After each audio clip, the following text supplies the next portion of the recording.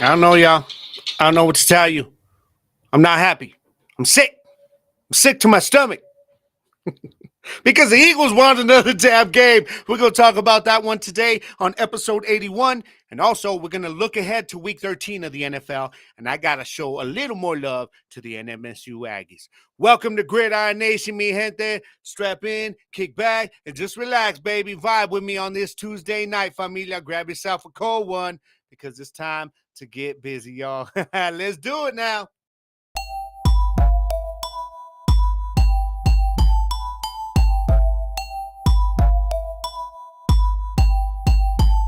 It's time I get in the game, forget the money and fame. Stay ready, making sure that they remember my name. I got a hunger inside when the numbers are tied. Yo, I'ma turn it up a level, never will be denied. I got them back on their heels, about to have me a meal. Not Zeke, but I'ma eat the way I'm seeing the field. Take out the competition, they'll remember the name. The wicked one I always bring it, got my head in the game. Now it's on. Finally went and wrote me a song. We the nation, eyes up on the chip and taking it home. Always up in my zone, yo, I'ma alter the plot. Man, it just can't stop. I got him shaking the spot. You got knocked down, go on and get up off the floor. Line up, brace yourself, cause I'ma give it some more. And when you feel the fire that I'm lacing into my rhymes, you know the heat is coming, baby. It's my time to shine now. Yeah, that is right. It is my time to shine.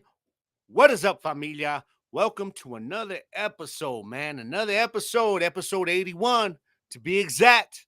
81 episodes in, man. Gridiron Nation podcast or vodcast, however y'all want to look at it, being here that it's streaming on YouTube. This is the podcast that is made for all the average hardcore football fans like yourself, by the average hardcore football fan like myself. Y'all already understand that's exactly what I am. What is up, baby? Yeah, man. Sorry, y'all. I'm tired, man. I've been running around again. I know I say that like every week. I don't care because it don't stop. Can't stop, won't stop, man. Grinding. And right now, a long day at work, man. Came home.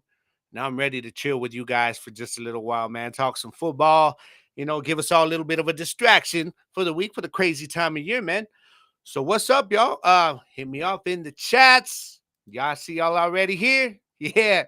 What is up, Jersey? My co-host, my dog over there at the Gridiron, man. Yes, it is. Let's go. It's showtime, familia. He says, yeah, man, we missed you last week, bro, but I get it. Y'all, you got some things going on, and it's all good, man, because you're here tonight with me, brother, and it's all good, brother. So, yeah, and also got to send a big shout out to my boy Hendo in the place to be. What up, Wicked? Yo, what is up, Hendo, man? Okay, dog, you need to make up your mind because you told me not to do your fan question this week. I'm assuming that means that you ain't going to be on the whole show because that's what it was last week. You know what I'm saying? Oh, my brother Ignacio, what's up, brother? Thank you for joining us tonight again. Always down, my brother, man. I love you, man. So, yeah, you already know. Jersey. Jersey says double G, we shining, baby. That's right, brother. That's right. We stuck for life, man. You already know. So, what is up, y'all? Man, I'm gonna be winging it today. Okay, I got no notes. I got nothing. I did my like the little things I input. You see all these little graphics and stuff like on the bottom, the ticker. I did all that when I'm at work, man, because it's been a crazy week. It's gonna get an even crazier week, and so I didn't have time to really plan a show. But you know what I said? I said that's why I'm doing the live stream, man, because all my people, all my dogs, I know you guys always jump in and you help me carry this show when I need you to. And I'm going to need you to tonight to roll with me. All right. So we're just going to wing it, man. We're just going to talk football, talk about everything that's going on. Everything that's going on that matters right now. You know what I'm saying? So now, I just real quick. So I'm watching. I got the game on right now. I'm watching Milwaukee and Miami, NBA and season tournament, all tied at 81. Man, so I don't know if y'all are NBA fans, but I got to say I'm proud of my Magic right now, man. We're killing it. Second place in the East. Are you kidding me? My Magic is doing their thing right now, man. I hope that continues through the rest of the season, man. But we'll see, man. We'll see. I'm just happy where they're at right now, and I don't mind talking NBA on here. If y'all ever want to talk some NBA, shoot, we'll talk some NBA. I don't care. We'll talk MLB. I don't care. We'll talk martial arts. We'll talk MMA. It doesn't matter. We'll talk boxing. Shit, we talk music, we talk movies, whatever y'all want to do, man. And we'll have something coming up. Last year, I know I did the segment about your favorite your favorite holiday movies and stuff. So I might do something like that this year. I've done the favorite holiday song before, so I got to come up with something else. But little segment we can do that's off topic of football, but talking about like something with the holidays. So I'll come up with something here in the next few weeks, guys, as we get closer to Christmas, man, or if you celebrate Hanukkah as well, it's all nothing but love and respect from me for that. So, as we get into the holidays, y'all, we'll get into some more off topics, man. Y'all can always send me questions and start some, and we'll do that. All right. And speaking of questions, I do have a listener mail question. And this comes from my brother Ignacio. So we're going to be getting to that here in just a little bit, as well as we will kind of recap what we saw here in week 12 of the NFL, man, and look ahead to week 13 because, like the title of this episode says, you know what? That reminds me, I need to change this shit right now. Yeah. Sorry, y'all. Give me a second. I have this problem, y'all, that I forget when I'm doing a new episode here on Restream, which is the ones I stream it out. I forget to change the title. So then you end up seeing a title from like weeks ago. Okay. But I'm changing it right now. And I hope that, I don't know if it'll come through on that, but if not, I might have to come back and change it later, but we'll see. But anyways, all right, so this is welcome to the playoff push because to me right now, week 13, this is officially where the NFL playoff push begins. This is where the contenders start to kind of get ready. They're playing a little bit battle tested, as we talked about the Eagles. For the NFL, they're trying to get in there with on a positive note in the season, and also for the teams that are like on the wild card. Like you look at a team like Dallas right now, who they're pretty much almost solidified to get in there. I'm knock on wood, whatever. But so just teams like that are trying to get this momentum going into the playoffs, into the last few games of the season, going into the playoffs, and then it's for those teams that are they're like on the bubble. You know what I mean? Like they're trying. Like you look at a team like the Vikings and the Broncos. Look, this coming week 13 is going to be huge for the Broncos.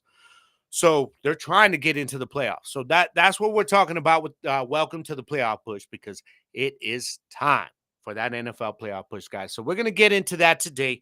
And also, I'll kick y'all out with another little message. Oh, and since we're beginning the playoff push, playoffs are getting ready to begin for fantasy football everywhere. You already know, man, we've been doing this whole Gridiron Nation podcast, fantasy football league. The league is called the Couch QBs, and I'm gonna give y'all an update on how it's going. I guess I have to. I mean, does it really matter? Because the host is not making it to the playoffs. You guys don't understand how big of a problem this is for me, okay? I'm a very competitive person. And this is my own damn show. How the hell y'all gonna kick my ass, beat my ass out of the playoffs, man? But we are going to get into that, and I'm going to update everybody with the standings, all right? So if you're not part of the league, you can see how it's going down. And like Ignacio, we're getting you in next season, brother. Straight up, you're going to get into this. So that's what we got on the dock for today, y'all, all right? So let's go to the comments real quick. There's my dog. My boy Rich. Yeah, man. Man, y'all don't understand. Me and Richard Brown, me and this dude go back. And when I'm talking about going back, man, I'm talking about going back. Like we're talking like freaking middle school, stuff. Hell, was it earlier than that? I don't remember, but I mean, Richard Brown at one point was my best friend, and he's still one of my best friends. It don't matter, like it don't matter how long you don't talk to somebody, man. You know what I mean? Because if y'all were down, even back in the day, you're down now. You don't have to talk all the time to acknowledge that. So thank you for jumping in, brother. He's been texting me talking about we need to get him on the show, guys. Now, you guys have heard my song, Call Me the King, all right, from my album, My Letter to Hip Hop. That song was based on the semi-pro Las Cruces team, football team, the Las Cruces Kings. My boy Richard Brown was the head coach and the general manager of that squad. And, so I loved going out to the games, man. I miss it, bro. But, this dude knows football. He's a Panthers fan. I'm sorry, dog. Hey, I'm sorry about what we did to you guys, man. I'm not straight up, bro. Straight up. Boy, I think we all saw that coming, dog. Got to take a shot right there. And also, he is a Nuggets fan, as y'all can see. Nuggets all day. So If I had a little applause, I'd be like, so y'all give a big help. Welcome, Big Gridiron Nation. Welcome to my boy Richard Brown for jumping into Gridiron Nation, man. He's part of the nation already. All right, so that's how it is, man. But yeah. Jersey says y'all go back like 4 flats on a lemon. That is exactly right. And we stuck together, man, for life, bro. Ah, my beautiful, beautiful mother. Hello, Mom. Thank you for jumping on and saying hello tonight. I hope you're doing good tonight, Mom. Hope you're doing good. So, all right, man. Jersey says I'm good with the fantasy. Yeah, I know, man. You're probably going to get in. I think only Isaiah has been the one that has clinched right now in the fantasy league, but that will change this week. There will be a couple of you that clinch this week. So now let's get rolling, baby, with the football. Yeah, I gotta show love. The NMSU Aggies, man, they did their thing again this week, man. They we were talking about the big game that they had. That was with the sorry guys, I'm trying to pull this thing up here, but it's not working.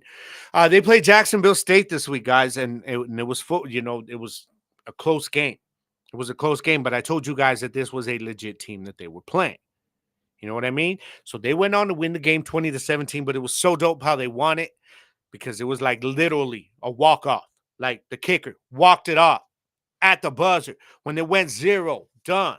Walked it off, and the Aggies win by 3 on the final play of the game, and it was so awesome. I wish I could have been out there with you guys that managed to make it out there, man, and I didn't get to watch it either. I was working, but I go back and I watch the stuff, and I watch some of the highlights there on my YouTube TV. So very proud of the NMSU Aggie football team making it to the Conference USA Championship coming up this week in their first year in the conference. And, I mean, what can you say, man? They'll be taking on Liberty, who they took on Liberty earlier in the year, guys. They lost by 16. It was 33-17, but I feel this is a much better Aggies team than what we saw that early in the season, okay? Because that was only the 3rd game of the season.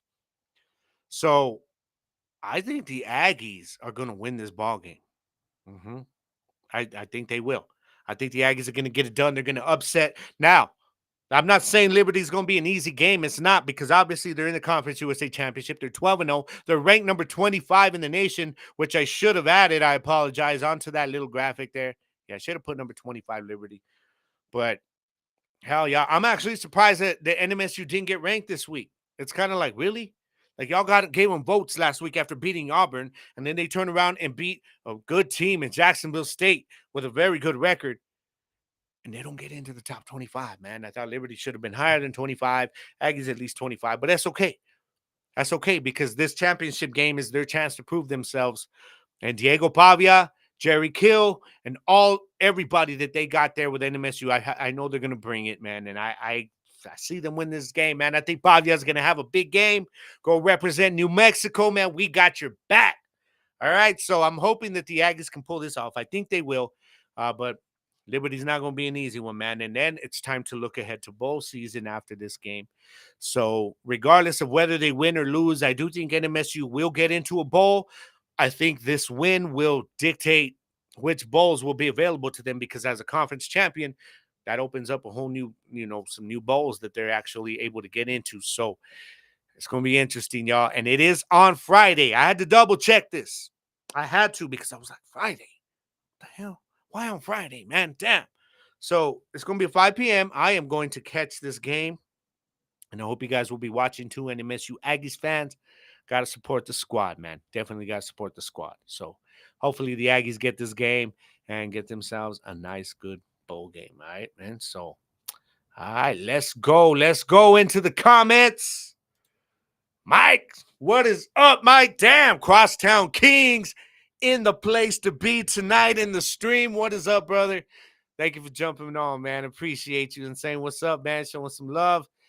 Hey, Anhel, what's up, bro? Yeah, you're all the way out in Lubbock, bro. I hope everything's going good with your situation. You told me about their dog, and let me know if you need anything. But you guys, I hope everything goes okay, and then you guys get back safely, man. All right, so I'm actually going to be up in your neck of the woods in Albuquerque this weekend. So got some things going on up there. The Primo Andy, what is up, Primo? He says, hey, Primo, great show.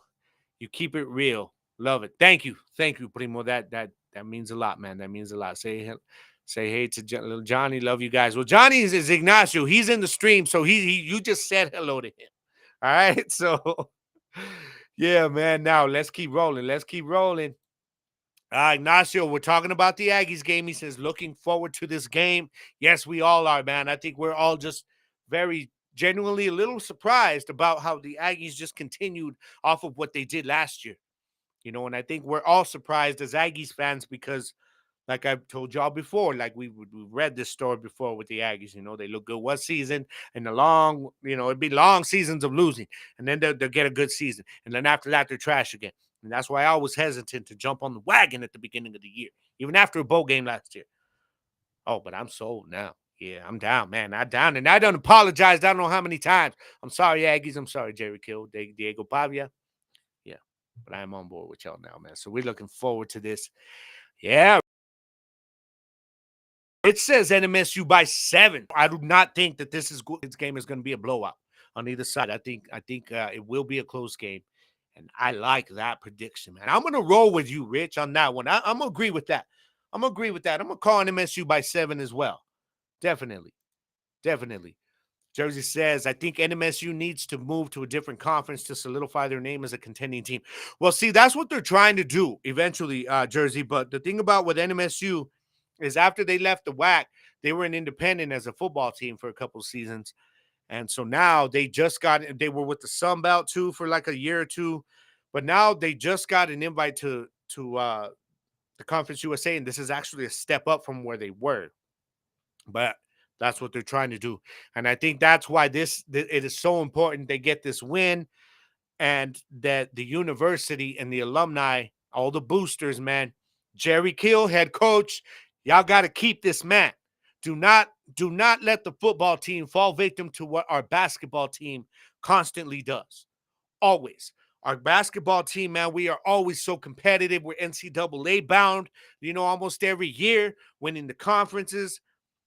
And we always get new coaches, but they hire so well with the basketball coaches that they, other than the fool last year, they let all that shit go on. But other than that, he was an anomaly. Other than that, we go back to Reggie Diaz, Marvin Menzies. We've had some great coaches, and then recently as well. And so I really hope that we always end up losing them, because they get us to the NCAA tournament. You know what I mean? And they end up going to a bigger school. I mean, hell, we saw Reggie Diaz left NMSU to go coach with the Kings for a while. So I just hope the football team does not let that happen here. Like I know they're planning to use some of that money, or most of that money they got from the Auburn game, to start building some facilities that Coach Kill has wanted there, and to kind of put money into keeping him there. And the boosters, y'all gonna have to take out your checkbooks. Take out your checkbooks, because we cannot let this man leave, because he's getting the Aggies to where we never thought we would be. You know what I mean? We're getting there. We're getting there, but we'll see how they do this week, though. But definitely, man, I feel you on that, Jersey. My brother Ignacio says Aggies pull off the upset, less than 5. Liberty's looking to roll over us, but I don't think so. Yeah, they ain't gonna be easy. Auburn, no. Look at the Auburn game.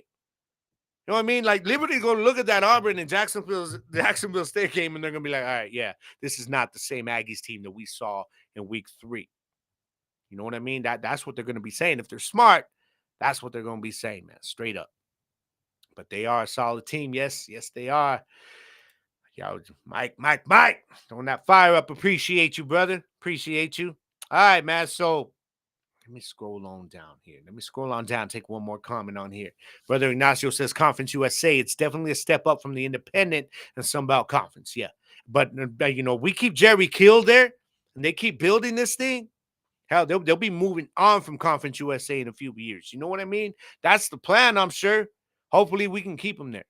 Here. So, but now, I did have a question that we needed to get to today, guys. Let me see here. Let me pull it up. Sorry, guys. All right. Now, it is a listener question that came in from my brother Ignacio. This is one of the ones I didn't get to last week because it just ran over on time. But we're going to get to it this week. And I want to know, all your guys is all you guys in there know football. Everybody in my comments knows football. Okay, so I want to know what your thoughts on this one is, man, because this is actually a very good a very good argument. I guess I don't know if I want to say argument or debate or just conversation. I guess we could say that, but I want to know, what do you guys think, man? Who is the best defensive line in the NFL right now? Okay, I'm gonna give you guys my first my. I'm gonna give you. Let's go with oh man, I almost want to say top five, but damn, that bottom part of the top five is a little bit shuffled for me.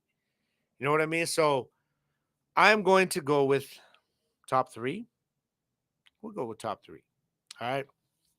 Top three defensive lines in the NFL right now. I'll give you guys mine, and then I'm going to jump into the chat, and I'm going to bring up your guys's. All right, and we'll touch on those.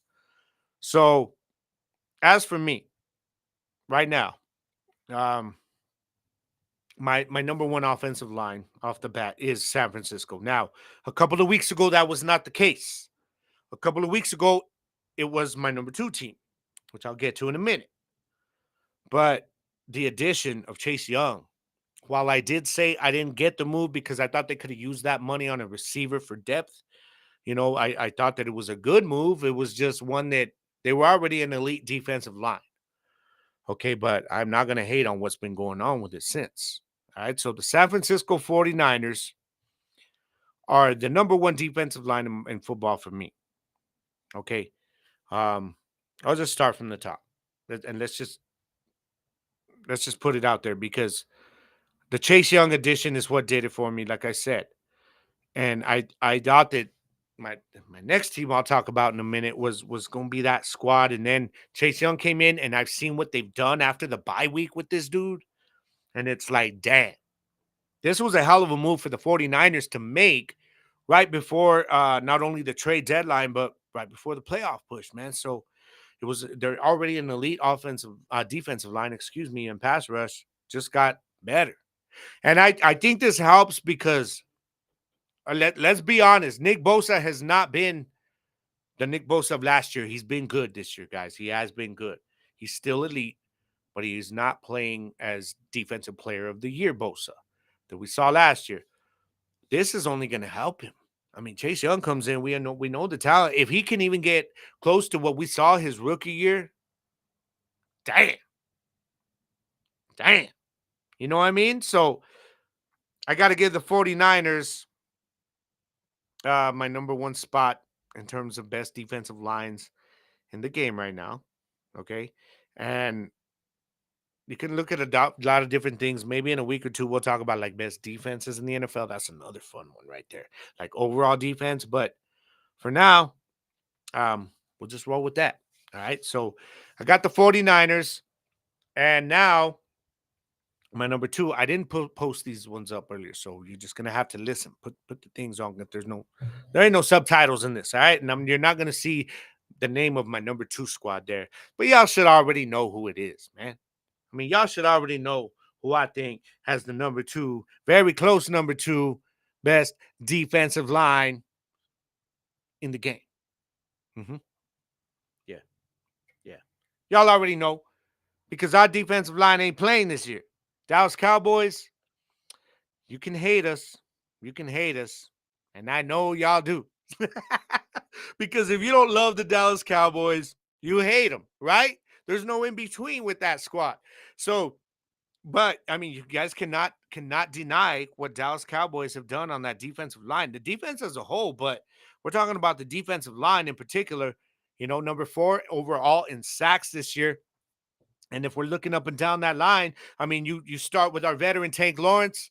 I mean, he's up, and I don't want to say he leads the league. He's top 5 in the league in pressures right now.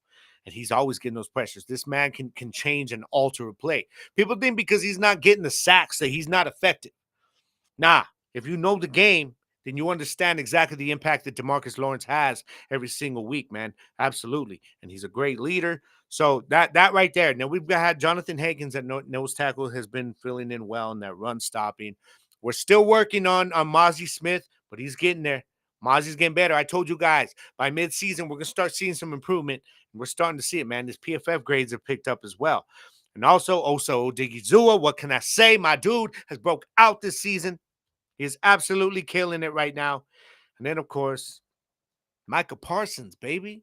Michael Parsons, I don't even have to say nothing about the young lion because you already know. You just hear the name Parsons or you see the number 11. Yeah, you know who I'm talking about.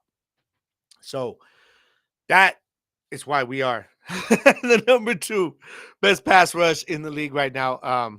Defensive line in the league, period. We've gotten better against the run. We're still improving against the run. And I think we played better in the second half, though, after Dan Quinn. I've noticed this the last few weeks when the Cowboys defense starts to give up some runs in the first half. Second half, we shut it down.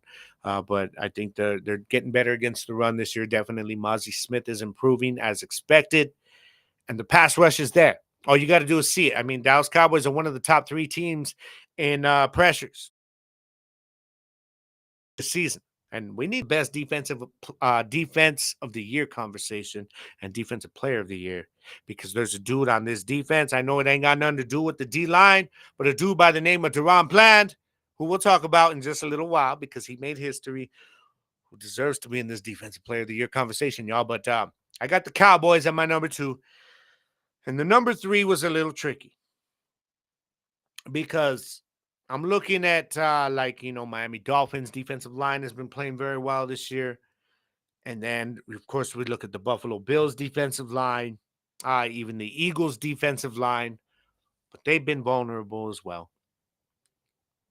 I went for my number 3 best defensive line in the game right now this season. I'm going with the Kansas City Chiefs, y'all. Since Chris Jones came back after that first week, it's like it's a trip how quick it just flipped like that. How good this defense is with that dude. That defensive line is nasty with him on there. Everybody on that D line eats because of the constant double and triple teams that Chris Jones eats. All right, so these guys take advantage of that, man, and they put the pressures. They are the reason that this team actually should have beaten the Eagles a couple of weeks ago. Damn, Marcus Valdes-Scantling, America still hates you. But this D line, that I gotta say, I mean, what can you say, man? They're also very good at stopping the run. And I'm sorry I didn't come in a little more prepared with all my stats this time, guys. But if you guys watch the games the same as me, all right, we talk about this stuff. Me and Jersey, we talk about this Kansas City defense all the time and Chris Jones. So if you understand the Chiefs this year, this isn't one of those Chiefs that are going to just outscore everybody like we've seen in years past. This Chiefs team is going based on that defense this year. All right, it's not even Patrick Mahomes. That's why Mahomes isn't the front runner now for MVP right now, because this team is going based on their defense and they're running the ball. You know what I mean? And Mahomes, when his guys can catch the ball, can make the plays. So I think Kansas City is my number 3 best defensive line. Dallas Cowboys, my number 2 best defensive line. And the San Francisco 49ers, yeah, they got the number 1 defensive line of football right now. What say you guys, man? What do you guys say to this? Huh? Let's head to the comments, man. Yeah, here we go. Sorry, I got to scroll up a little bit. All right. Sorry, I got to laugh at this. The Pac-2. Oh, my boy Jersey trolling the Pac-12, man, right now. That's fucking hilarious, bro. Straight up. The Pac-2. Yeah, that's what they are. All right, man. So my brother Ignacio says Dallas being the best in the league. Yes, I am being biased. That's okay, bro, because it is biased, but at the same time, they've got the numbers and they've had to play this year to actually give your bias a hell of a good argument. I'm not going to hate on anybody for putting Dallas number 1. And I'm not, and not even that kind of like, oh, come on, you're being biased, man. No, this defensive line has played like an elite defensive line all season long. And hell, all I'll say is cheers to that, brother. Cheers to that. But let's keep rolling on. All right. My boy Jersey says, it hurts to say it, but the 40 Winers, yeah. The 49ers have the best defensive line in football. And what can you say, man? These dudes just know how to get it done, bro. That defense is everybody's awake now. That defense, and just in time, man. Because, well, just in time. I'll tell y'all why in a little while when we get to the Week 13 preview. All right. My boy Rich says San Francisco. Yeah, I agree. And that's what did it for me too, right there. Was adding Young to Bosa and to see how that defensive line has played over the couple of weeks that Bosa, that since Young has been there when he came in during the bye week, and it's like, damn, it's crazy, man. I mean, that defensive line is nasty as it is.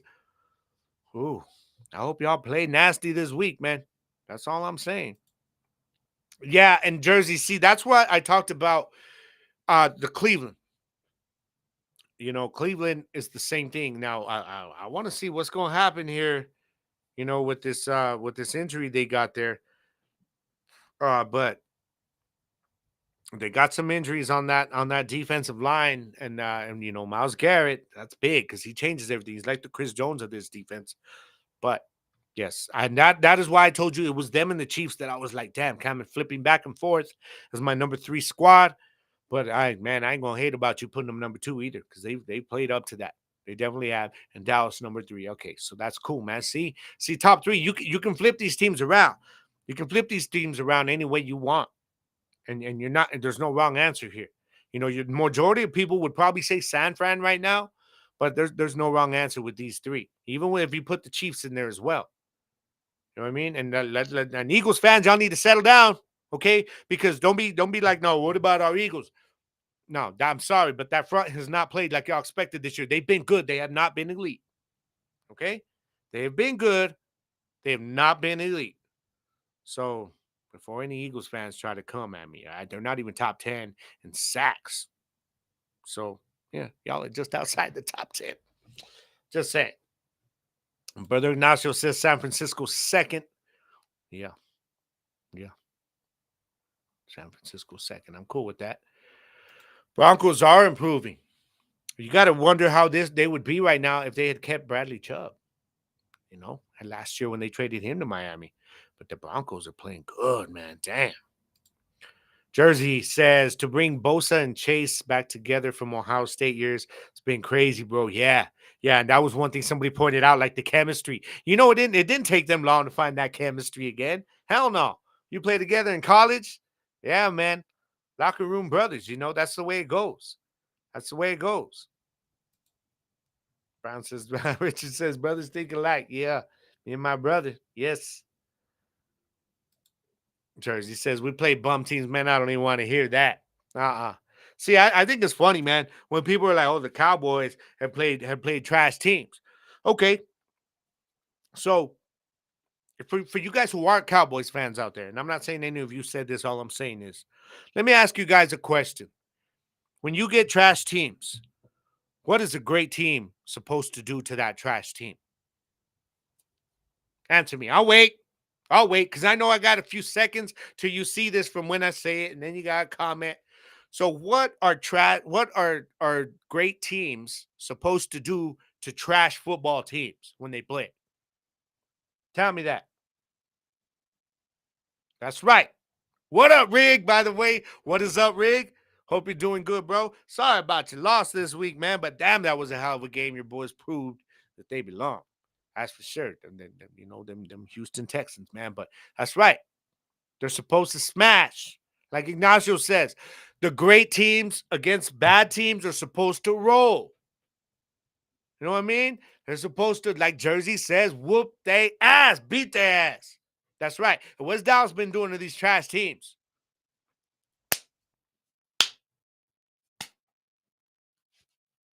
The hell off our field. That's what they've been doing. Beating them down the way great teams are supposed to. The Eagles ain't been doing that. Now, the Eagles been beating some good teams. All I'm saying is some of these trash teams that the Eagles played, Washington, all this stuff, they weren't doing that. Okay, so y'all just take a breather when you're thinking about this whole Dallas has played bad teams, though. Okay, so you're basically saying that Dallas is a bad team? So Eagles fans, would that mean that, like, Y'all didn't beat a good team. You played a trash team when you played the Cowboys. No, you don't want to say that, do you? Yeah, because then that hurts your little image there. But you guys get what I'm saying, though, man. Rich, Rich says, man, leave my Panthers alone. Man, you know what, bro? I called this though, beginning of the season. This is a rebuild. They put Bryce in a bad situation to lose. Okay, but we're gonna get you on this show, bro. We're gonna talk about this a little bit. Okay, because I know you got some thoughts about what Carolina, what they got going on. You got some thoughts about what I think of what got Carolina's got going on. All right, so we'll get there though. We'll get there, bro. So Riggs says Texans will bounce back this week, no doubt. Yeah, no, I got you. I got you, bro. And we'll get into that game with Jacksonville in just a little bit, man. So that's who I got, guys, is my defensive line. Next time, I'm going to come with some stats, man. I told you it's been crazy for me. I didn't have time to get my stats together, and I'm sorry. All right? I like to come prepared. This time I wasn't, but that's all right. Tear down, rebuild. Now, y'all don't need to tear down nothing, though. I think you can do something with Bryce. I really wish you guys had drafted CJ, but I still feel the players around Bryce right now, even with CJ, I think y'all would be with the same record. But Frank Reich, y'all weren't paying attention this week. He was just fired. Okay, I'm not surprised by this. I'm still a little annoyed that this man got fired and Brandon Staley still has a damn job with the Chargers. I don't know what's going on. Does that fool have something on ownership? You know, some freaking kind of naughty pictures or some shit. I don't know. But I'm just saying, man, you know what? Young is little. And I talked about this. Rich says, Young is a little QB. History shows it doesn't work. And while you got Kyler Murray, though, Kyler Murray's been playing well since he came back. He's that little, look like a little freaking 6-year-old running around. He's got that freaking piece, like extra piece of pizza or something he's not supposed to have in his hand. And you chasing him around. Kids making us look stupid like that. That's Kyler Murray.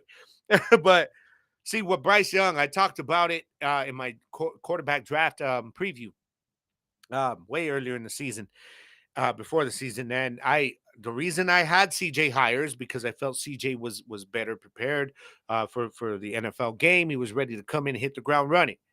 And thankfully, I was right about that. But the Bryce thing, too, I felt that he's a guy he depends on his playmaking ability. He's kind of like what I like to call a playground quarterback.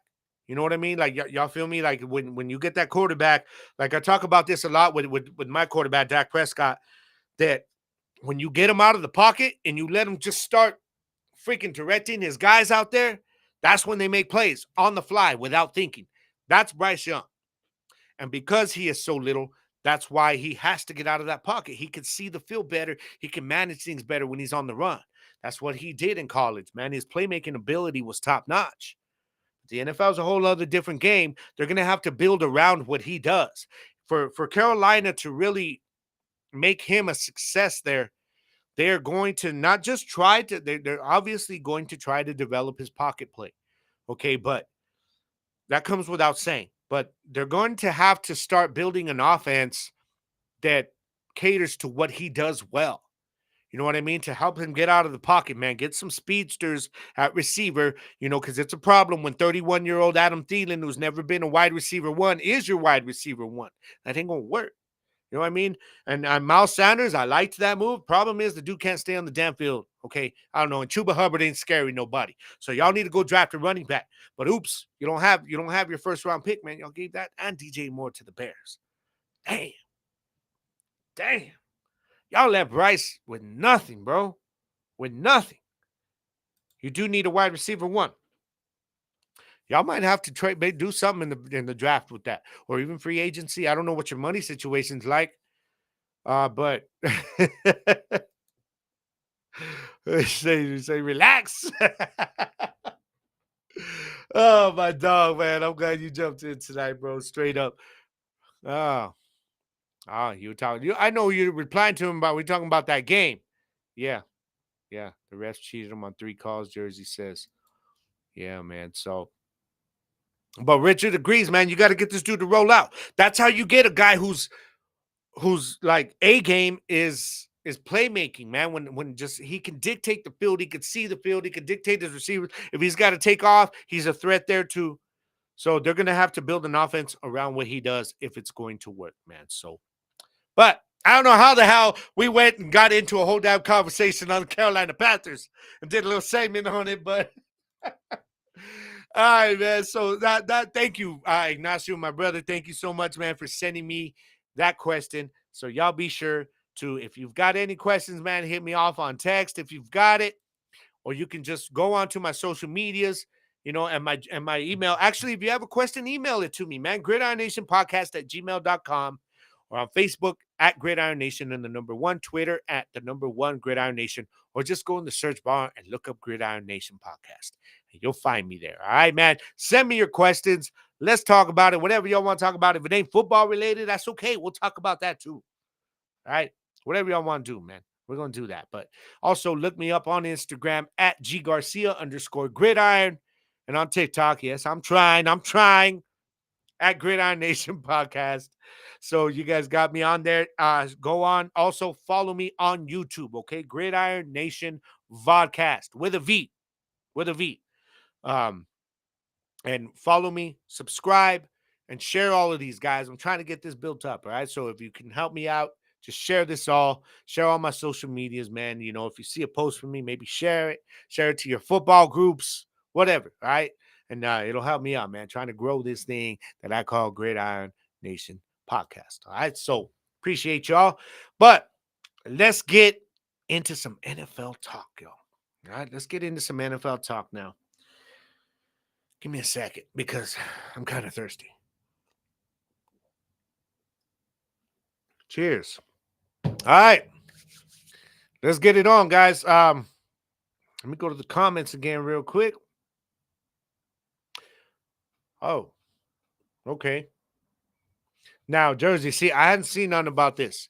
So Jersey says, I meant to email you this. How do you feel about the PFL buying Bellator MMA? I am not schooled on what's going on with this. So let's hold off on this, can we? And I will. I'm going to do my homework on this, man, for real. Because Bellator, this is big, y'all. This is big. Damn. What's up with Bellator? I mean, are they out of money? Is that what's going on? I love Bellator because this shit's so entertaining. Like, they bring them out like kind of like wrestling type intros, all hype. You know what I mean? And I get to see some of my guys that weren't on UFC no more, and at least these guys are getting paid at Bellator. So, all right, man. All right, so we're gonna get into this. Hopefully, maybe, I don't know, maybe next week we'll see. Let me do my homework on it a little bit. All right. So, yeah. Angel. I don't know what you say, bro. That was your wife. Oh, that was your wife. Was she on here? All right, y'all. So let's get going, man. I'm gonna get right into the NFL talk. Let's do the recap, guys. Let's recap what we saw this past week. And first of all, going into this, I want to say that I hope each and every one of you had a very happy and a very, blessed and memorable, positively memorable Thanksgiving Day, or if you're celebrating in another way, then that's fine. But either way, I hope it was dope for all of you, man. It was for me. Had my family here, had my mom here, my brother Ignacio was here, and my nephew Derek, and my brother Eric. They were all here. And then the only one that was missing was my brother Bobo, but he was out in Arizona, man. But he was here in spirit. We just hung out watching the games. Everybody ate some turkey. We had more family and friends here. My sister was here, so it was dope, and it was especially good because I told y'all I called that Green Bay game last week, didn't I? Yes, I did. Told y'all that was going to be an upset. What's funny, though, is I told you guys that I do those weekly picks for money every week. I did 6 sheets this week. And while I believed in the Green Bay Packers enough to put it on record for my Gridiron Nation official weekly picks, I didn't believe enough in them when it came to money, and I didn't pick them on any of those damn sheets. And I was like, damn it, I was kicking myself afterwards, but that is what it is, man. I got to give Green Bay credit because they got it done, man. They really, really did. Jordan Love has finally woke up, man. They finally realized that they got Christian Watson there. It's been taking all damn season. Now with with Aaron Jones banged up and AJ Dillon just isn't looking right. So yeah, I mean, Romeo Dobbs has had his games too, but Christian Watson, they finally woke up, man, and they realized that they're getting that little connection there with him and Jordan Love. So it's pretty dope, man. And they went into Detroit, pulled off the upset. Yeah, that was crazy. 29-22. And if I'm not mistaken, I believe they led the entire way. I believe they were the first ones to put a touchdown on the board, put points on, but they led the entire way, man, and they were absolutely money. They was putting so much pressure on Jared Goff, man. Did y'all see this game? Like, all I kept hearing before the game was this elite Detroit offensive line, and yeah, they have been. But when they were on a world stage, national stage, like Thanksgiving, the only game on in that time slot, the O-line choked because they were getting handled by the Green Bay defensive line. They were getting smoked, man. You know what I mean? Angel says, you sure did, bro. I did call that. I'm all proud. I got to take my wins where I can get them, bro. You know what I mean? Because the podcast league and fantasy football, I'm getting my ass kicked. So I got to take my wins where I can get them, especially when it comes to predictions, though, man. This was just the one upset. I almost wanted to call the Seattle one, but I said, nah. Nah, I ain't falling for that. I know they're not at home, but it was just Green Bay. That's right. That's right. Mm-hmm. How about them Cowboys, baby? Yeah. Deron Bland, I don't know how anybody can say that this man does not belong in the defensive player of the year conversation and a legit argument because he's done something that no one has ever done, guys. Like, do you realize how hard it is just to get a pick six? You got players that can play at an elite level. I mean, who else? Darrell Revis had 3 pick sixes his entire career. Deron Bland in 2 seasons, only playing half a season as a starter, he's already broken that record. All right, so by 2 games, 5 pick sixes. It's crazy, man. And you should see me and my brother, my nephew, we're watching this game, y'all. And it was like, okay, I could see Deron getting an interception. We've just been talking about it. Maybe just getting an interception. I wasn't thinking pick 6, though. And we saw it go. All right. And then it was like when you saw him running, we were like, oh shit. And I couldn't tell if it was him. I couldn't see if it was the 26. I was like, is that him? And we stand up. We're like, oh man, we got hyped. Yelling at the TV, like we all do. I know you guys were too. Jersey, I know you were. And when he went in and I saw that he turned like a certain angle and I saw the back, I was like, damn, he did it. I wasn't even, and that was my problem. I wasn't listening to the Nance call. I had to go back and actually listen to it. And I was like, damn, Jim Nance did a hell of a dope call on this freaking record-breaking play. So, because he's talking about, as he catches it, he goes, it's Deron Bland. If he does this, it's going to be the record. He's going for the record. And Deron Bland, and he saw that shit, man. You saw what he did, that little quick stop right there. He hit them brakes real quick as the defender was coming by, made the 2 tacklers run right into each other, went right around, pick 6, baby. Deron Bland deserves to be in the defensive player of the year conversation. Okay, not just because of this record, but because of how he's been playing this year. The dude has been an island, locked down. It's crazy. I did not expect him to be this locked down in his first year starting, man. Like, it's crazy. He's much more advanced in the coverage game than what Diggs was when Diggs had his interception season. But I still don't think he's as good as Diggs. Oh, he's close. Damn, these 2 guys are going to be a problem for years to come. They're going to be a problem for the NFC East. So, Deron Bland, though, all right, y'all show my dude some respect. He deserves to have his name in this conversation, man. He's right up there, and his coverage numbers on PFF are right up there at the top of the top 3 in the league. All right. What is up, B? Go Cowboys. How you doing, girl? Thank you for jumping into the chat tonight. As always, much appreciated and much love to you. Hope you were doing good. We showed the Eagles how to beat the Commandskins. Yeah, right? That's how you beat down a team. We got to take anything we can against Philly right now, man, that we can say, because damn it, they're winning ball games. But Angel says I'm number. Oh, that's why you asked me this morning. You sent me that text, Angel. Okay, Angel says I am number one, baby, in pigskin picks. And we've got a few weeks left, man. So I'm right there, though. I'm in number 3. I ain't far behind. I ain't far behind. All right. That's right. Jersey says, welcome to Bland Island, boys. Uh-huh. Yes, he is. And he says, yeah, Nance killed the call, bro. He even made it more hype. He did. He did. I don't know why people were hating on Romo. They're like, Romo, you should have just not said nothing. Romo literally waited till the call was done. And what I love about Romo, man, this is why I love Romo so much. His excitement. Romo, the football fan in Romo, like he geeks out on plays like we do, guys. Like he gets excited. You feel it from him. This is why people love watching Romo on color commentary. He let Nance play that out, and then Romo was like, damn, Nance, you killed that shit. Damn, you killed it. So I ain't mad at Romo at all. He let Nance do the call, and then he geeked out as a fan, man. It was dope. It was dope. Jersey says if D Bland doesn't win Defensive Player of the Year, it's official. The league is scripted. I know, right? Myles Garrett, though, he's got an argument, but I don't even know if this injury could very well change the order of the Defensive Player of the Year favorites right now, man. Straight up. Angel says Romo really loves the game the way we real fans do. Yes, he does. Yes, he does, man. That dude is a fan of the game, and he loves this game. Definitely. So, all right, now let's get back to the recap.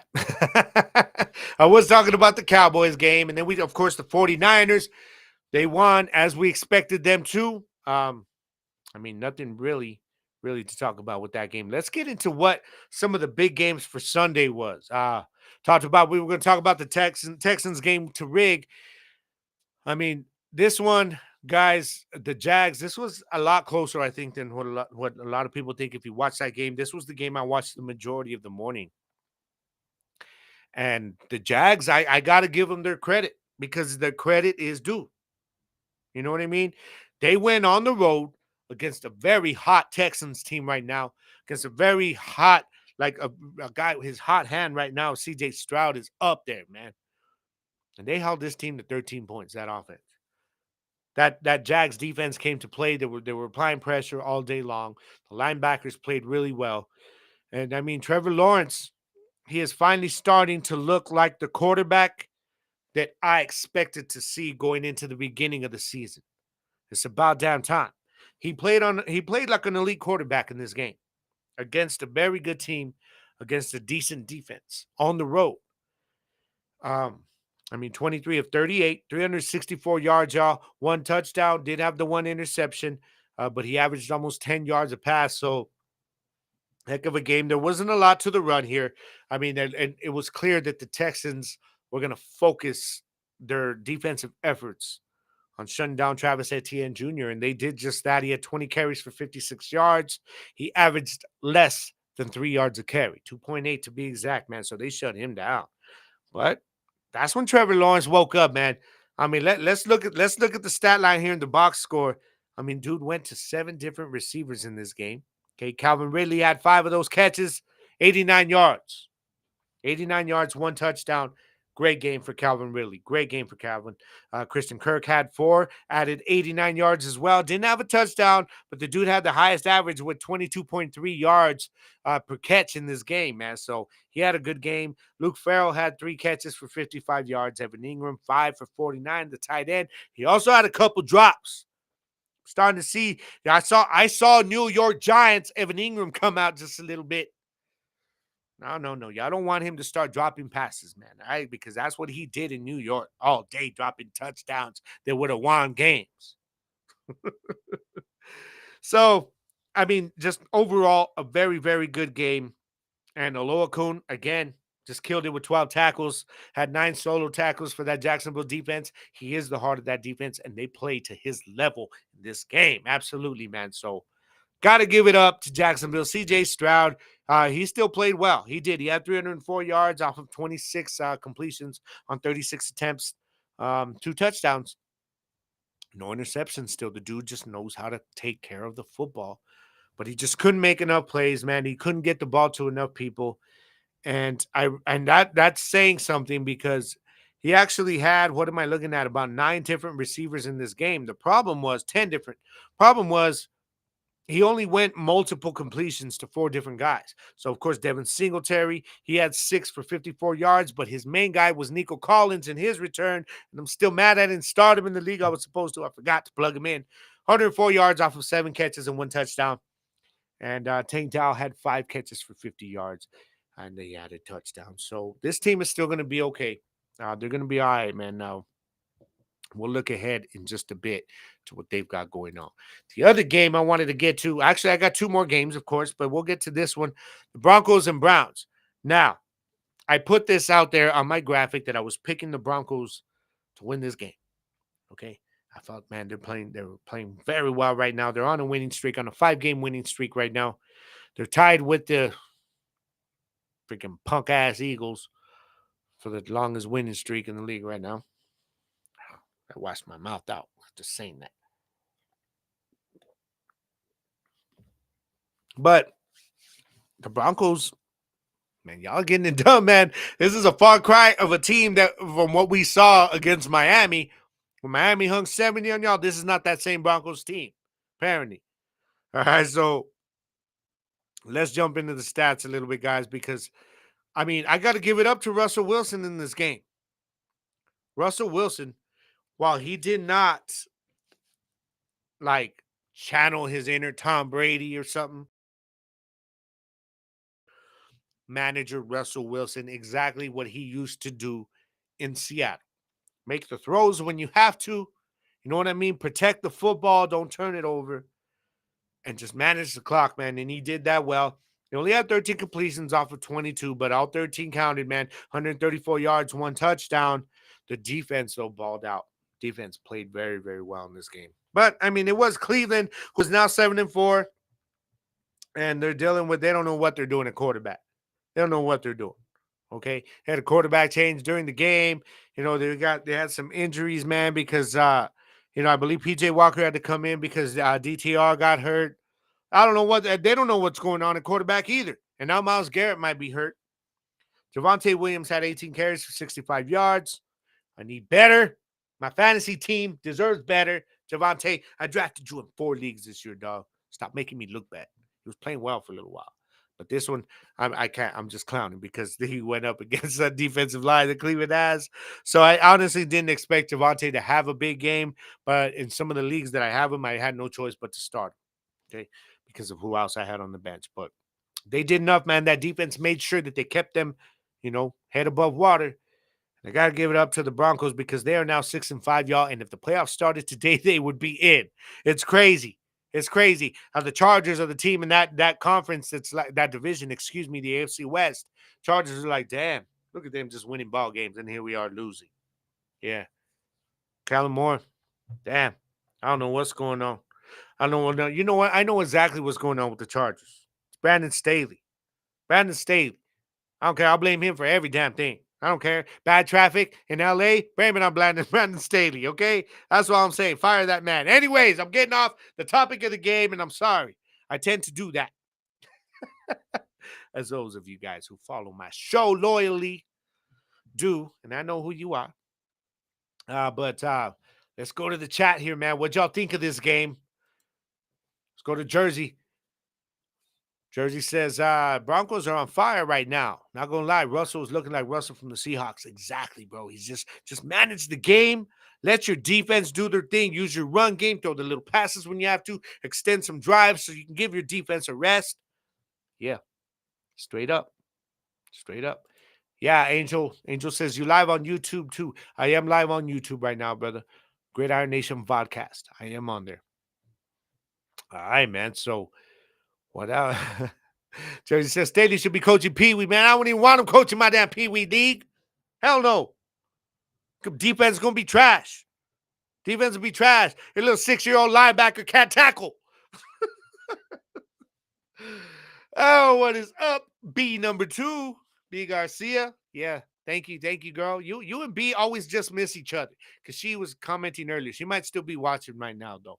But what is up, Miss B Garcia, man? Thank you, girl, for joining and for commenting once again, as you always do. Jersey says, bro, you're a fool, man. I know. I don't know, bro. I know what's wrong with me, dog. Angel says, I checked it, and it's not live. Well, let me look, bro. It should be. Yeah, I'm live right now, brother. You see that? Live. Gridiron Nation Vodcast with a V. V as in victory. As in victory. Because unfortunately, that's what the hell the Eagles got this week. We got to go into that one. But, okay, hold on, Jersey. Let me find your comment here. All right, Jersey says regarding the Texans, final score was actually 24-21. Texans kicker doinked it off the crossbar at the end to tie the game, send it to overtime. My bad. You're right. Yeah. I don't know what the hell was I looking at then.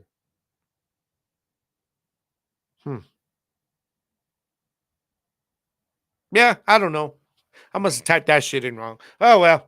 I was wondering too. I'm like, I thought it was closer than that. Straight up. I remember that being a damn close game because, like I said, that's the one I watched for most of it. What is up, JP? What's up, brother? New York Evan Ingram was elite, bro. Don't let that season of debauchery for you. No, that's what I'm saying, dude. Evan Ingram had the potential when he was with the Giants to be an elite pass catching tight end. He really, really did, man. Like I used to be like, damn, this dude has got mad talent. But he was always dropping the ball at the worst possible time. Okay? He was like the Tony Romo of tight ends. Okay? Because it was like he's gonna have a big game for you, dog. You know, he's gonna have 89 yards catching, man, off of 7 receptions. And then there comes that touchdown pass. And late in the fourth quarter, we just need that touchdown with 30 seconds left in the game to go ahead. And there he is. There he is. You see him. You see Evan Ingram right there, back corner of the end zone, wide open, waving his hands, saying, hit me. Ball goes right there to the numbers. And then it just pops out. And he looks down.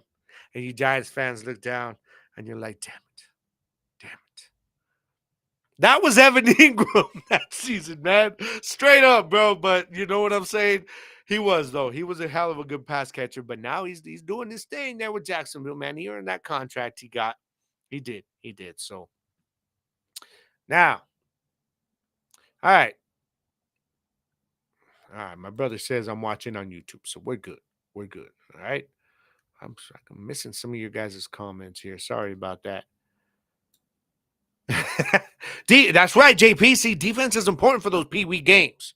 I don't want Brandon Staley coaching my Pee Wee defense, making the calls like he is with the Chargers, saying, dog, you couldn't even do it when you had Khalil Mack and all them on your defense, and Derwin James, you couldn't win ball games.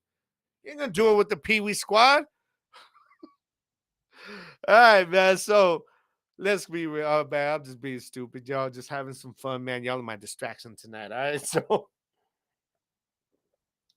right, let's get into the final game on the recap real quick. I don't want to linger on it because I hate the damn Eagles, and I don't want to talk a lot about them winning this damn ball game. Okay? Because I can't even hate on Josh Allen in this game because Josh Allen, he played his ass off in this game. This was another game that's now 3 in a row, guys, for the Philadelphia Eagles that they have been outplayed for the majority of the game and just managed to pull one out of their ass. They had some help from the refs, guys. I don't know. Eagles fans, man, like, okay. How many, like, legit Eagles fans are going to sit there and tell you guys that, hey, do you know any? Because that are going to be like, you know what? Yeah, we're getting some calls our way lately. You know, some big calls our way or no calls. How many of them are going to tell you that? And I did see a couple. There was Matt, my boy Matt, friend on Facebook, and he put out there, yeah, we got away with something right there. You know, the horse collar and stuff, but most of them are just going to be like, that's the game. But, man, if you're legit football fan, I'll give my respect for you as an Eagle fan if you're going to be like, you know what? I'm kind of seeing what you guys are seeing now. Because everybody's seeing it. You look at the penalties. Every freaking game, how much they favor the Eagles. It's crazy, man. There was at one point in this game, it was like 10-1. Are you kidding me? In the Bills game? Nah, man. Especially because it's not that the Eagles are that disciplined. It's that they're not calling shit on this team. That's the frustrating thing right now for everybody that is not an Eagles fan. And I don't care. I'll say it as a Cowboys fan. When we get a call, I'll be like, damn right they missed that damn holding call on us. I don't care. Blame the ref, damn it. Don't blame the squad. You know what I mean? Don't hate the player, hate the game. But you guys know what I'm talking about, though. So, with that said, congratulations, Eagles, on beating another winning team, pulling it out of your ass, getting outplayed again, getting helped out, whatever. Did it look to you guys like Buffalo just quit on that last, when Jalen Hurts just ran it in? And they just kind of looked around like, fuck it, man. Lose this damn overtime game. And that shouldn't have even happened. They shouldn't have been there because Josh Allen had freaking Gabe Davis wide open. Except Josh threw it on one side of him. Gabe Davis was looking the other way. Damn, that would have been game over in overtime because the touchdown would have ended it. But it is what it is, guys. I don't know. All I know is I hate the Eagles. I don't know how else to say it. Y'all can't stand us either. So it's mutual hatred, but respect. All right? You know what I mean? With a little respect for most of you. All right? Angel says, my fault. I was on the wrong page. But I bet you were on the Gridiron Nation podcast one, huh? Yeah, I'm trying to get rid of that one. Pull that one off so people aren't confused, man. But YouTube's stupid with all this stuff. Making it very difficult for me. Change that one. Thank you, B. Thank you. Thank you. That's all I'm saying. I hate the Eagles. You know why? You know what? I really hate the Niners too. But when they play like they are this week, I'm a Niners fan in that game. I don't care. I said it. I'll say it again. I'm a Niners fan in that game. America is a Niners fan in that game. We all want Philly to lose. We all want their fans to be sad. The game should have been over in regulation. The Eagles and refs were in cahoots. Man, that game should have been over in regulation. Straight up, man. That was horrible. Horrible officiating. I tell you, the refs must have done some fantasy league things going on. Money involved, man. You got those betting lines. I think it was the New Jersey that kind of made a good point to me. That you notice that these referees started doing a lot of this stuff, where they're having to keep the points in when the NFL legalized gambling. Yeah, point spreads are involved. A lot of money the NFL's getting on this. Just saying, y'all. Just saying. Jersey says, I hate the Eagles too. I know you do, brother. Yeah. We need the Eagles to lose. Yes, we do. Angel says, yeah, it was my mistake, bro. All right, you got it now? Are you good? That's my dog. You're good. All right. And, of course, my brother Ignacio agrees. I hate the Eagles. He says, this week I'm a Niners fan. Right there with you. Right there with you. So, but this game was just, Jalen Hurts was, they're calling him MVP. Yes, 5 total touchdowns. But, guys, he had 18 to 31 for 200 yards. C.J. Stroud is outplaying this man. Dak Prescott is outplaying this man. Okay? This game, he got outplayed. Josh Allen went 29 to 51 for 332 yards. Thing is, they just didn't make the mistakes. And they didn't get calls that should have been called. I don't know. I'm just saying. What is up, Gilbert? What's up, Gilbert Pettis? My good friend, man. Hey, says it's freaking rigged, right?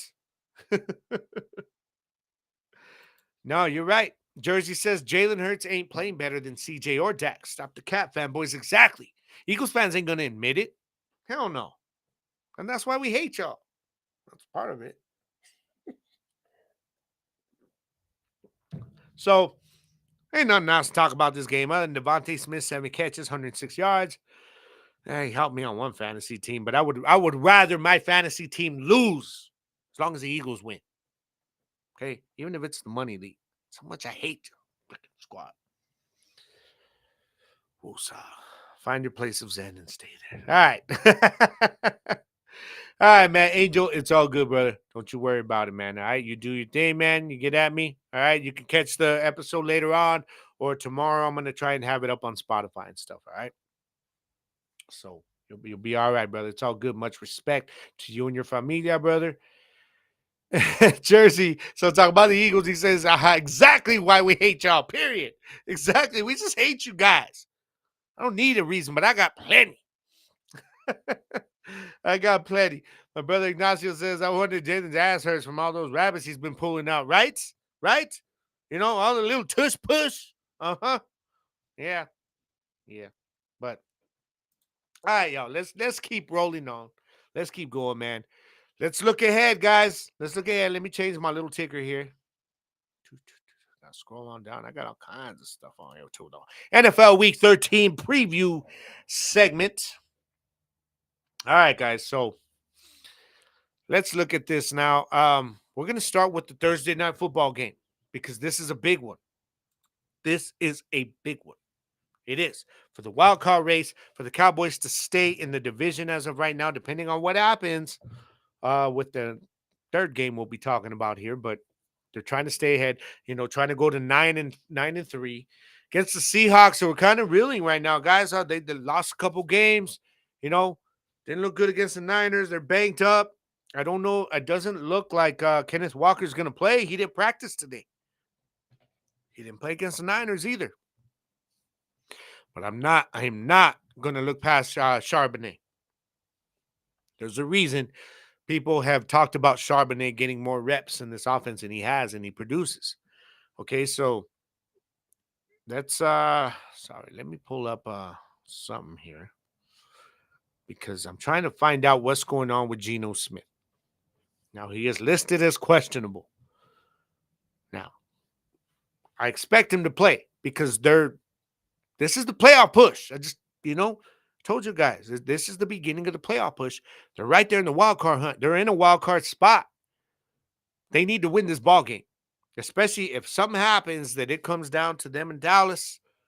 Ooh, it'll be close. But, I don't expect the Cowboys to lose this game. First of all, this game is in Dallas. It's in Arlington, I should say, at AT&T Stadium, Jerry World, and it is in prime time. I've told y'all this before. When the Dallas Cowboys are in prime time is when the stars come out, baby. The big blue star in particular. And I expect us to shine this week, man. Honestly, I got Dallas winning this by, man, double digits. I'm going to call it I want to go that high down. Well, I was about to say like 17, and all of a sudden a picture of Metcalf popped into my head, and I'm like, okay. Let me look at the matchups first. Okay, Tyler Lockett. What do y'all think, man? I think I would like to see actually Bland on Tyler Lockett because Tyler Lockett is such a good possession receiver, and Bland is that ball hawk, man. So he's always looking at the ball too. So I think that would be a hell of a matchup to watch. I would like our chances. Honestly, I like our odds with putting Gilmore on DK. I like our chances. I like Gilmore to win most of those matchups. So if I'm looking at that side, also with our pass rush, if Geno's still a little banged up, pass rush is going to get there. They're going to get there. And I don't know, man. We'll see what they decide to do with the linebacker spot because Shaq Leonard is in Dallas right now. He's supposed to be meeting with the team, and they're trying to sign him before he heads out to Philadelphia.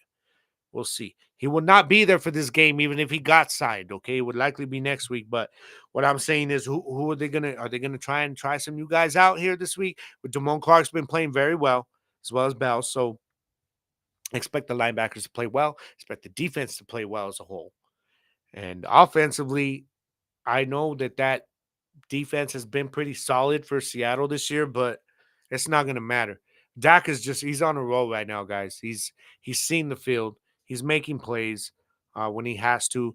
The run game is getting going again. Pollard, a couple of weeks ago, y'all, when they had that one good game that we were winning by blowout, and Rico Dowdle went for over 100. Oh, my social media blew up. The ESPN, everywhere, Fox Sports, everywhere blew up with this whole, is there a running back controversy in Dallas? And I think Tony Pollard, since then, my dude is running angry every single time he gets the ball. Watch the games. He heard that shit. And he was like, okay, that was the fire that it took. And so Pollard is getting hot at the right time. Right now, we need that run game. If you're going to compete in the playoffs, you need your run game to control time of possession.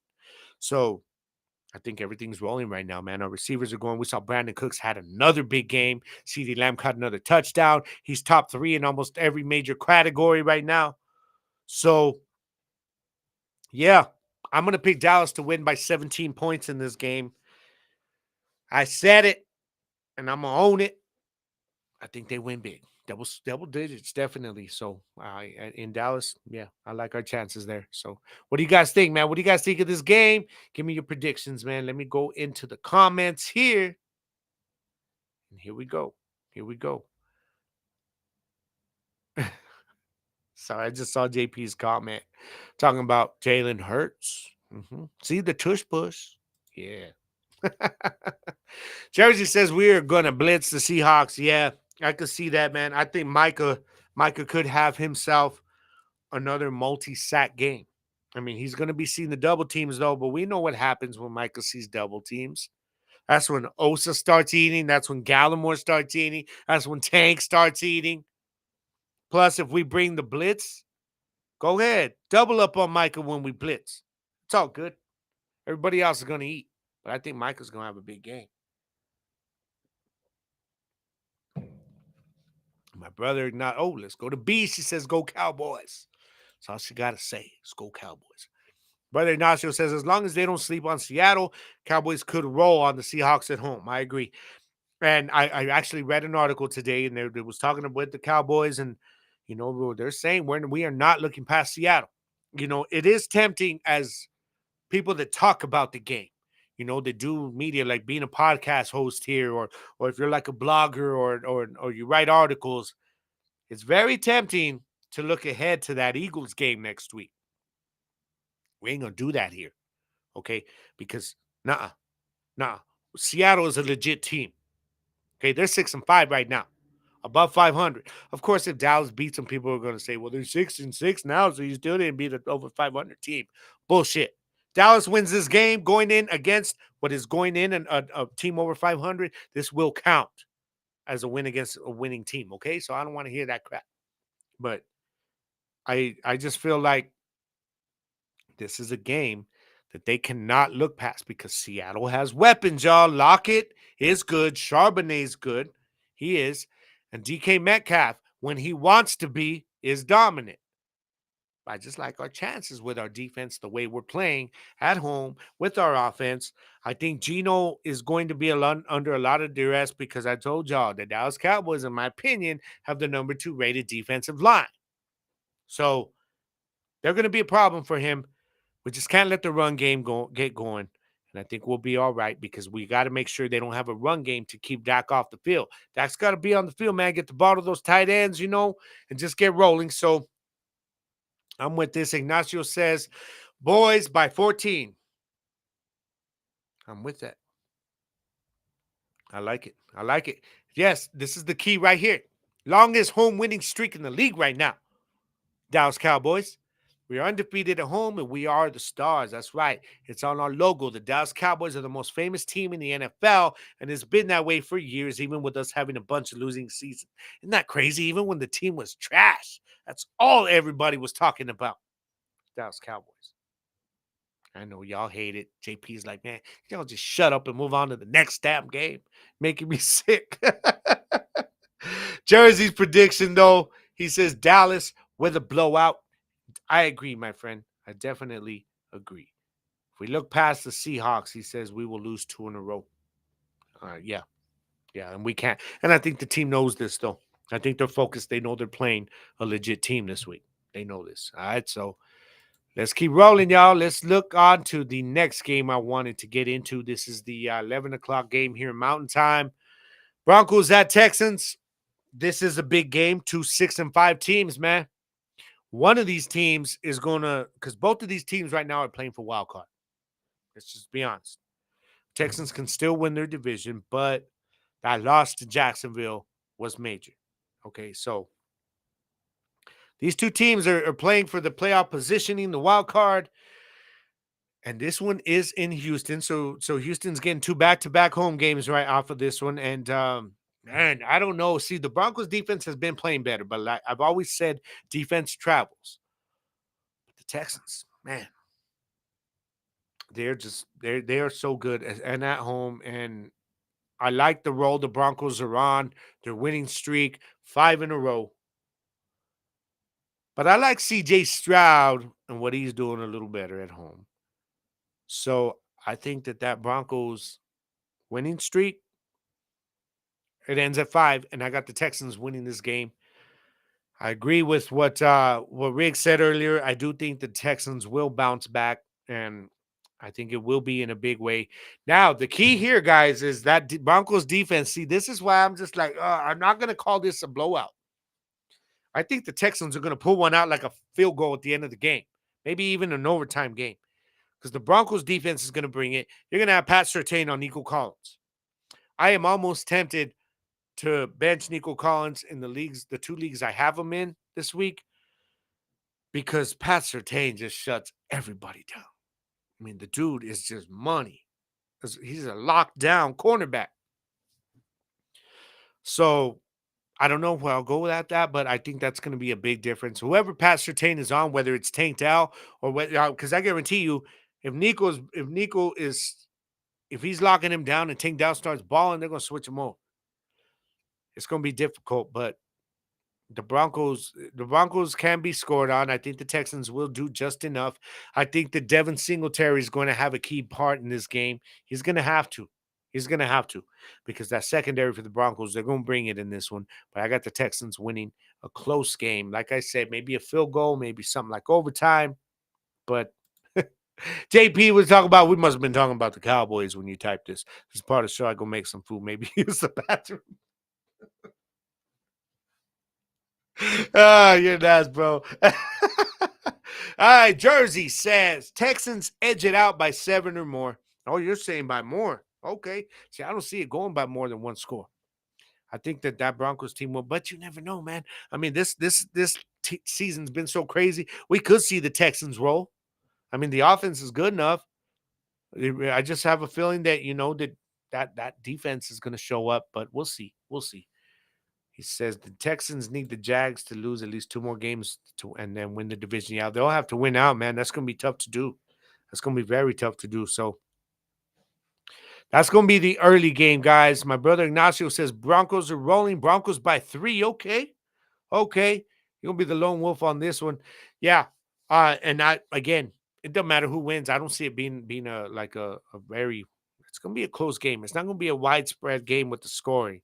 You know what I mean? So, says the Broncos defense is going to come down off this high this game. I don't know, man. I mean, you can even say that. I mean, you can say the same about the high that the Texans offense is on. I mean, I get it. The Broncos haven't been playing at this level as long as the Texans offense has, but I mean, Russell Wilson is playing well, guys. Russell Wilson is playing really well right now. He's not losing the ball games. He's letting the defense kind of dictate the game. He's letting his run game kind of get theirs. That's another thing, man. This run defense is not as good as what they saw against Cleveland. So I expect Javonte Williams to have a big role in this game for the Broncos. Okay, and we all know that Cortland Sutton is going to get his end zone targets as well. So he's going to get his targets. So Broncos are not going to make that easy. Damn it, I feel like I'm talking myself into picking the Broncos in this. Right now, I'm going Texans. That could change by Saturday. All right, I'm trying. I got to stop doing that. All right, man. So let's roll on to the third and last game that I have for this. 49ers at the Eagles. Oh, I cannot wait for this damn game. I hope that Niners from the Cowboys game shows up. I hope that freaking Niners that were like Debo on Friday, go grab the Cowboys like they were red. That's going to be what the Eagles are this week. 49ers, Debo. You know what? Speaking of Debo, A.J. Brown, oh, I love what they're doing. The Niners players are talking right now. They're trash talking. Niners, I mean, not the Niners. The Eagles players are trash talking. Niners are like, all right. Because y'all see it came out. I think it was either on Twitter or Instagram. I think it was on Twitter. That A.J. Brown, he came out and he made a big call for the Eagles fan base to troll Debo Samuel all week. I'm like, do that. Do that. Without those weak ass linebackers y'all got, Debo Samuel is going to feast. Okay? He's going to kill y'all. So talk. Go ahead, Eagles fans. Troll this man. Troll this man so I can laugh about it after he throws up 2 touchdowns on you guys. Okay? But the other one was Hassan Reddick. And Hassan Reddick came out and said, oh, they're coming back. Have a chance to come back to our house. We heard a lot of boo-hoos last year. Well, hell yeah, they didn't have a quarterback, fool. You remember, you were there. Well, they got their quarterback now. The whole team is healthy now. Okay? This isn't the Niners from that 3-game losing streak. They found their mojo again. Yeah, just in time, too, baby. I'm saying this like it's the Cowboys. I don't care. It's the Niners because I want y'all to put an absolute beat down on the Philadelphia Eagles and make their fans cry. That's all I want. Is that too much to ask? 49ers?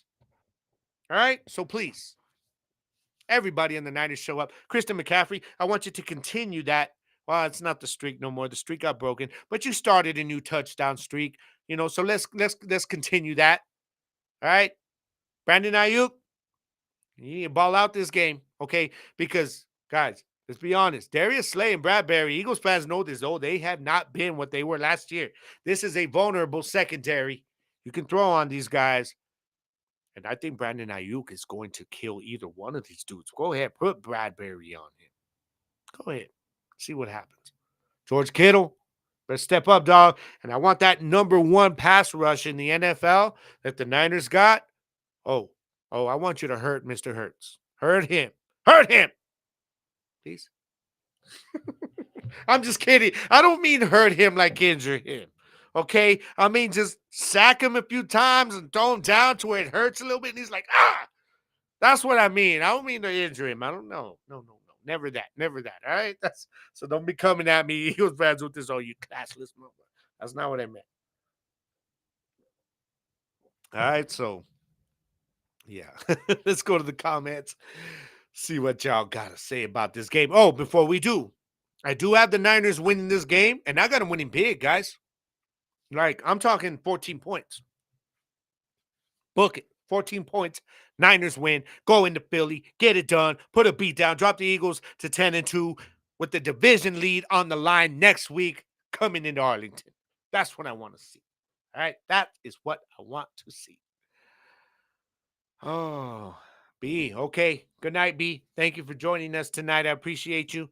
Much more prayers for your daughter, okay? Definitely. And send her my love. Send her my love. Tell her I said hello. All right. Jersey says Kittle might get over 100 yards this week. Dude, that's the thing, is that the Eagles are one of the worst teams against tight ends. They're very bad against tight ends. I tell you, those linebackers are trash. Kittle and Debo could go off this week. Yeah. They're good. I'm expecting the Eagles to probably game plan for Debo. Okay. They're going to expect their front 4 to kind of hold it down against McCaffrey. Okay. So they're going to say, we're going to focus on Debo and beat y'all that way. Go ahead. And let Kittle put up over 100 yards on you. Brandon and Debo are going to eat this week. Yes, they are. Yes, they are. Jersey says the Winers are going to obliterate the Eagles. Hurts might get this week. You're thinking Hurt. Debo's going to have damn near 200 yards or 2 touchdowns. I can honestly see that unless they focus on him. But if they focus on him, then Kittle is going to kill whoever they bring up to cover him. That's all I'm saying. All right. My brother Ignacio says Philly versus San Fran 49ers by 17. I like the way you think, bro. And I agree. I'm going 14, but yeah, we both got them winning by 2 scores. Definitely. Jersey says Trent Williams is about to have a field day with that defensive line. You know what? I don't like Trent Williams. Oh, he's great. He is. Very good. But I think the dude can play dirty at times. I want him to bring that to this game. Don't get the pen. Oh, no. Well, maybe not, because we all know it's going to be the 49ers versus the Eagles and the referees. We all know this, right? Because I'm not going to lie, the 49ers don't get the calls the way the Eagles do. I didn't say nothing about that against in the Cowboys game, nothing like that.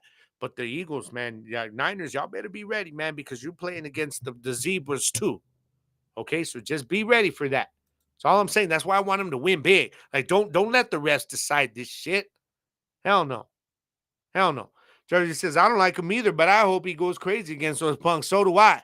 So do I. You got to take a little cheap shot. Trent Williams at the bottom of the pile. Do it. Do it. I'm all with it. I got your back. I'm with you, man. I ain't going to be mad. You know what I mean? So that is what we have on this one, man. But yeah, I've got the 49ers winning by 14 points and exposing the Eagles finally. Yeah. Bring them down. Bring them down a little bit. Kill that confidence. Knock the ego around so that they're questioning some shit when they come into Arlington next week. All right.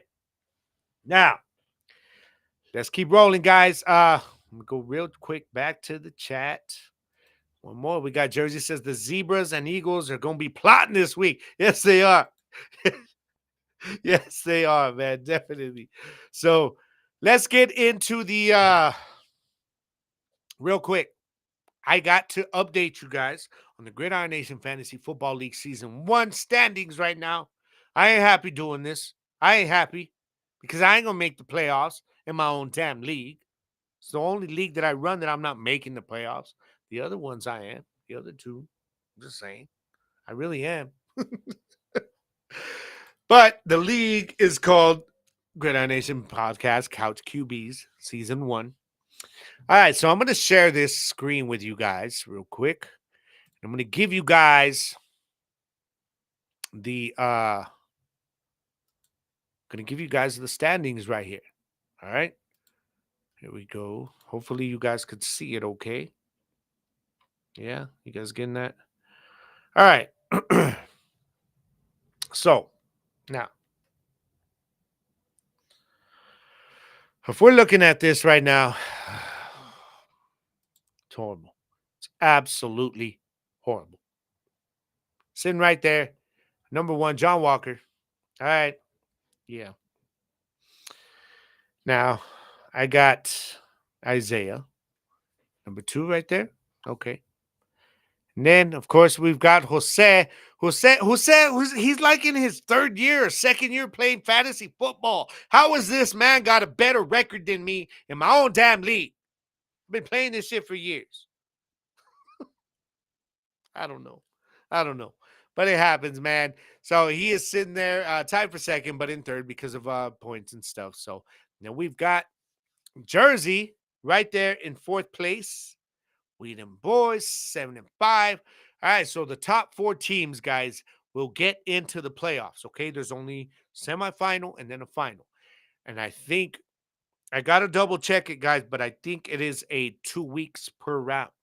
Okay, so if your team is trash the first week, you can make it up on the back end the second week and come back and win. All right, I got to double check though, but that's the way the format's supposed to be since it's only 4 teams. Now, Angel is just right outside of 7-5. Tell you guys, there's 2 weeks left. Let me double check this, okay? It might be different with this league. Let me double check. Hold on. I got to pull it up. Of course, the ESPN app takes forever. All right. Yeah. So there's 1 week left. Sorry, 1 game left. And it's basically win or go home in this one. Okay. So if I look at the schedule for the upcoming week 13, and I'm looking at those top 4 teams, okay? So John Walker's the only one who's clinched a playoff spot. Okay, everybody else, you got to win this week. Okay, so Isaiah, Jose, Jersey, if you guys win this week, you're in. You're in. Okay? Now, problem is, Jersey, you're playing the top dog this week, John Walker. That's going to be a tough matchup for you, bro. I expect Stafford. Well, he's playing Cleveland defense. That may help you, but we'll see. But he does have McCaffrey, Devontae Swift. Yeah, actually, I like that matchup against that Niners defense. They're gonna shut him down. He's got Metcalf. He's got Thielen. I like the Metcalf thing. He can be. You got a chance to win this week, Jersey. You do. You do. But hell, half your squad is on bye, dog. Damn. Oh, but you still got Bijan. You're all right. You put him in for Barkley. Damn, who's your other running back though? Rico Dowd. Oh no, you're gonna play Robinson. No, you're playing him. You got Rico Dowdle, dog. Damn. That's rough. All right, but you got half your squad, starting squad is on bye. But so Jersey, you got to win this week. All right. Now, Jose is playing Isaiah. One of y'all's gonna be out if Angel wins this week. Angel, you're playing me, bro. El Jefe. I ain't going down without a fight, dog. All right. I don't know you stopped watching already, but you're gonna be listening or watching this. I'm telling you, I ain't going down without a fight. Okay. So, Angel, one of these guys gonna lose. All you gotta do is beat me. That's all you gotta do. Ain't gonna be so easy. No.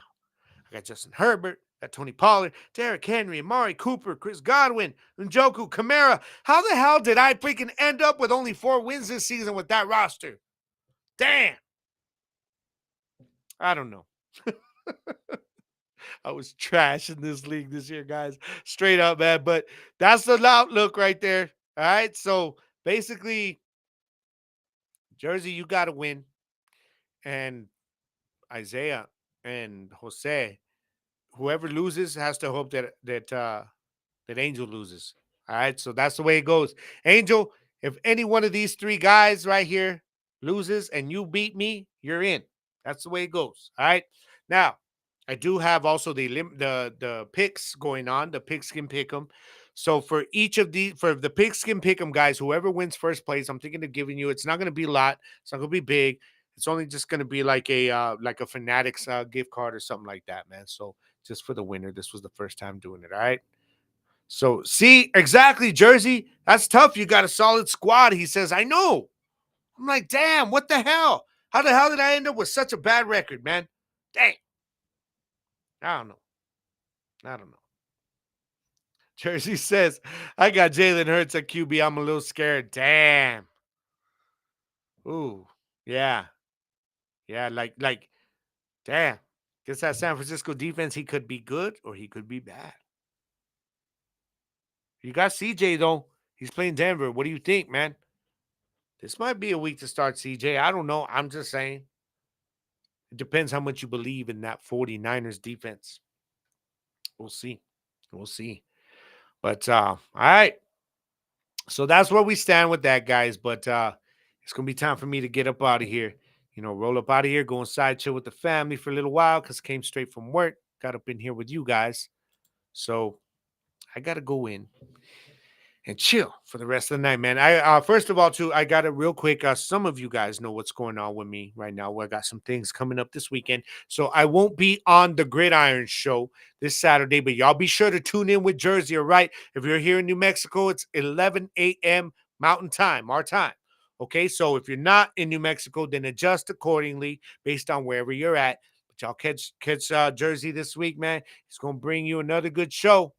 Okay. Now it's usually me and him, both of us, but I will not be there this weekend. I got some things going on.